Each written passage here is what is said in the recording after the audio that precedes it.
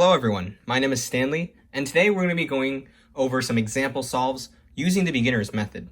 The purpose of this video is really just to go through how I would go about using the beginner's method to solve the cube. If you haven't, check out the series where I taught you beginner's method, parts 1, parts 2, and parts 3. Make sure you watch those before you watch this one, because I'm going to be going over the concepts that those videos taught. So that's why I just wanted to make a video going through all the steps combined with the beginner's method in order to show you how it should look like using the beginner's method to completely solve the cube. I'm basically going to go through the entirety of part 1, part 2, and part 3 into one video. If I don't explain something fully, you can always check back my part 1, part 2, or part 3 videos to fully understand what things I'm doing. But let's get started. All right. So I just scrambled the cube, so let's begin. So the first things first, let's start up with the white side over here on top.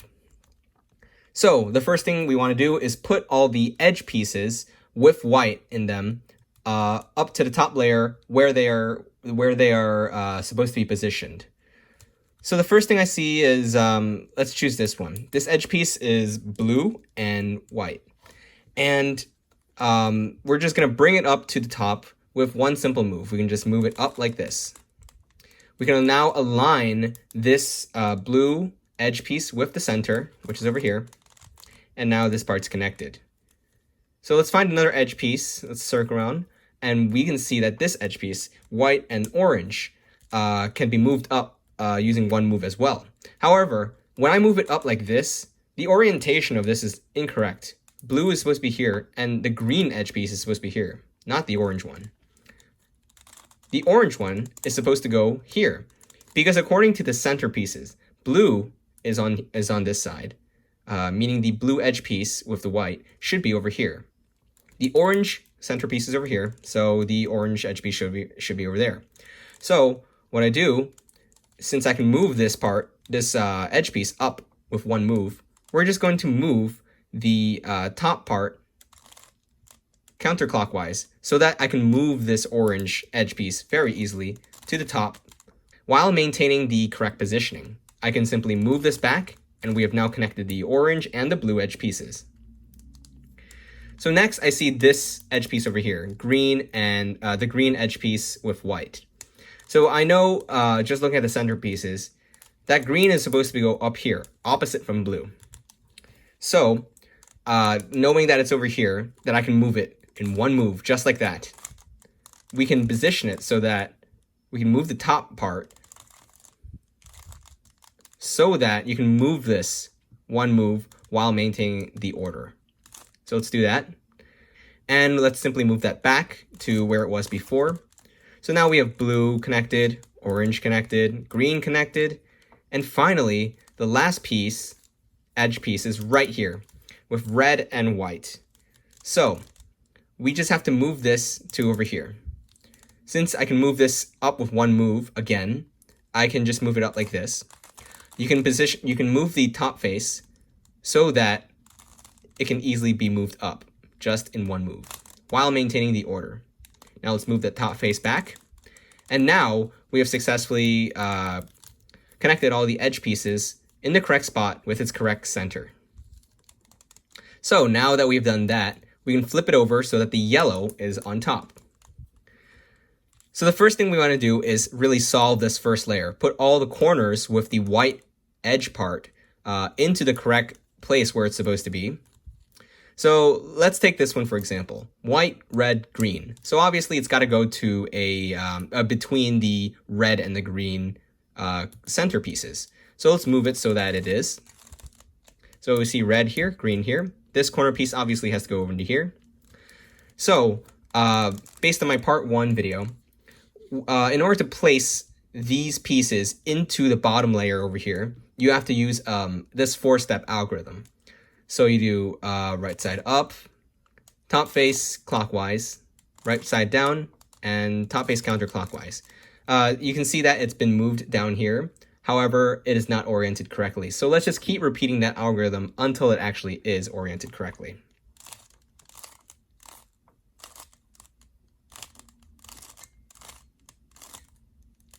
So it's still not oriented correctly, so let's continue. It's over here. So now, after completing that algorithm many times, it is now oriented correctly on the bottom layer. And basically, we have to do this for all the corners that we see on the top layer. So let's take this one, for example, red and blue. So luckily, it's already in the correct spot where it should be, right on top of where it's supposed to go over here. So let's do the algorithm. All right, so it's not oriented correctly, so let's do it again. Now it's up here, so let's do it one more time. All right, now it is oriented correctly. So let's do this again. You see a white corner piece with orange and green, so let's move it so that it's between the green and the orange centers. Now let's repeat the procedure.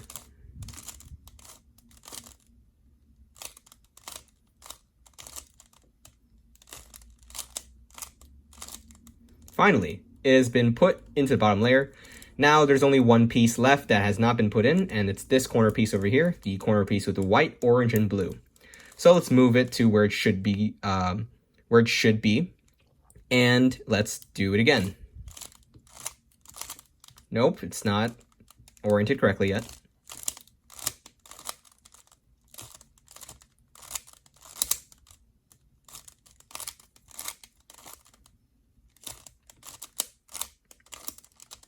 We have successfully put all the corner pieces in the bottom layer, successfully solving the entire first layer.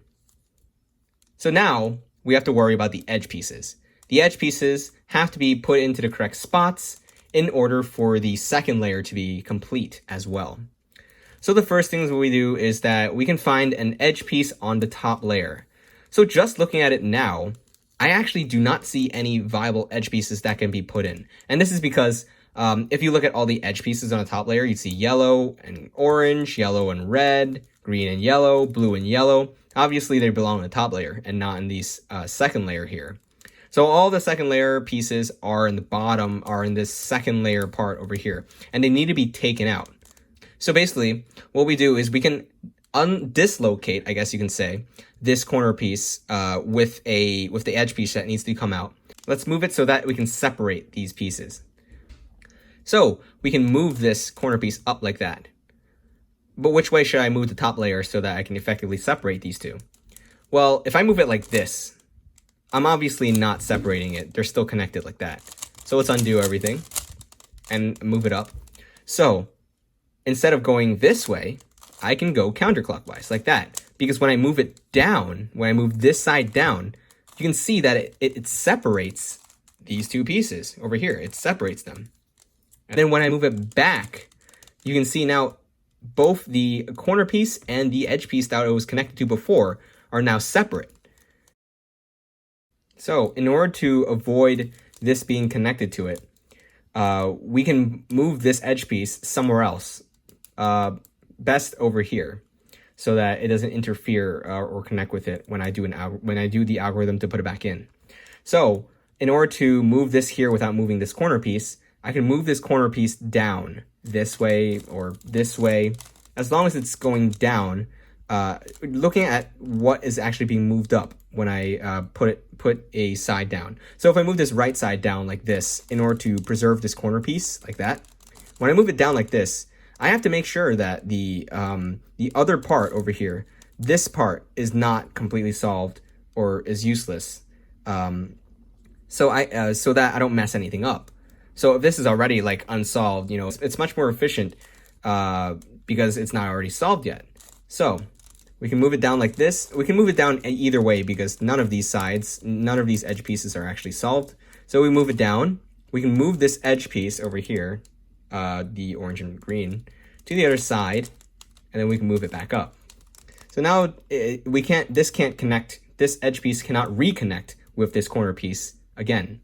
So we can use that algorithm one more time. And this edge piece, is not connected anymore. It's up in the top layer. However, this corner piece also needs to be put in as well. So we can just perform that algorithm really quick. And now we have resolved this bottom layer with this edge piece up here. So now that we have a viable edge piece in the top layer, we can position it so that it aligns with this part, this side part of the edge piece on the top layer is connected to its centerpiece, just like this. And since the edge is a orange-green, hold it so that there's both orange and green like this. And now we can see that if we label the green as left and the orange as right, this edge piece can, this edge piece is on the left side. So what we did in our part 2 video is that we can move this, since it's on the left, we can move it to the left away from us over here so that it's on the left side of these two away spots. And then we can use the right algorithm in order to move a corner piece up so that we can more effectively connect the pieces. I'll just demonstrate. So we use the right algorithm to move it back up, is like this. So now that the corner piece is up, it is ready to connect with this edge piece. We hold it on the left because I just used the right algorithm. We hold it on the left to connect this time, and we perform an algorithm so that the right is going up so that it can easily connect these spots over here. We can move the connected pair into its correct position and move it back down, the left side back down. And now we have put in this side over here.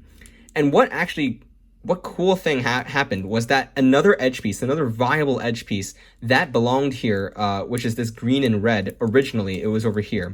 It has been replaced by the correct edge piece and it got placed into the top layer. So this one could be our next thing. So green and red, let's connect it with red and hold it so that red and green are over here. It's on the left side once again, so let's move it left away over here. And let's use the right algorithm to move that corner piece out. Now we can turn it like this and use the left algorithm to connect it just like we did before. So we have just put it in and displaced this edge piece that can also be put in somewhere else. So it's red and blue. Let's connect it with red over here. And let's hold it so that blue is on the left, red is on the right. So this edge piece is connected to red, which is on the right. So let's move it right away so that it's on the right part of the away side. We use the left algorithm this time in order to bring this corner piece up. Now we turn it like this and use the right algorithm to put it in. Lastly, we have one piece left. So the same thing again, it is flipped. It's in the correct position, but it's flipped. So what we do is bring it out. So now that they are separated, this corner piece and this edge piece, we can move this corner down so that this is the remaining unsolved part, right? So we can move it down like this so that the unsolved part goes to the top. Move the blue and orange away from whatever position it is, and then move this corner piece back up. And this is basically so that it doesn't reconnect with it in the wrong way. So we just have to put this corner piece back by that algorithm that I was using. And luckily we only have to do it once. So now that the edge piece is on the top here, we can connect it to orange and then hold it so that we can hold it so that orange is on the left, blue is on the right. Since the edge piece is on the left, we can move it left away over here now. And then we can use the right algorithm. Since it was left, then I moved it left away. So we use the right algorithm to bring the corner piece up. Now to connect it, again, we turn it like this and use the left algorithm to connect it.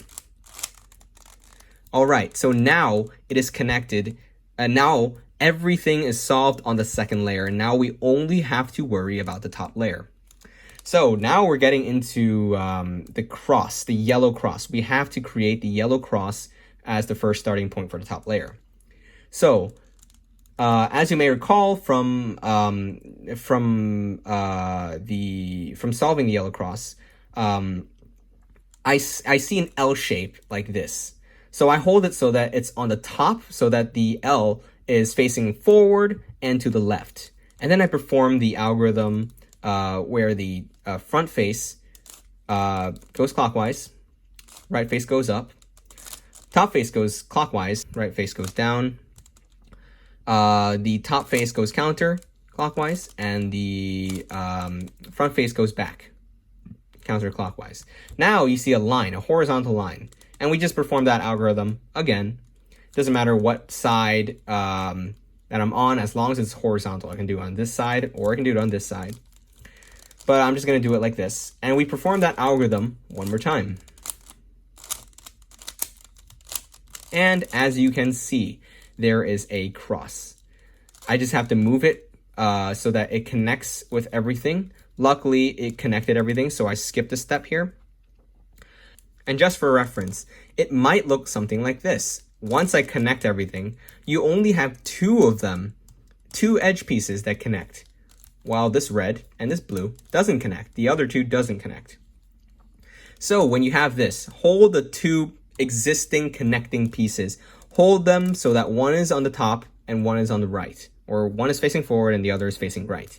Hold it like this and then perform this algorithm. We go the right face up, the top face clockwise, the right face down, the top face clockwise again, right face back up, and then the top face all the way back so that it reconnects it. Move that right face back down. Now, when we connect it, everything, all the edge pieces on the top layer are now connected in the correct spot. So to move on, since we have the cross ready, all we have to do is move around the corners so that it is in the correct spot. It doesn't matter what, if they're oriented or not. We just have to check if they are in the correct spot. So clearly this one's not, this one is not, this one is not, but this one is. Blue, orange, yellow. It's not oriented correctly, but it is in the correct spot. And as long as we have something in the correct spot, let's hold it on the bottom right. If you don't have anything in the correct spot, you can just perform this algorithm once in order to get one of them in the correct spot, and then you can follow what I'm doing again. We just have to perform that algorithm again.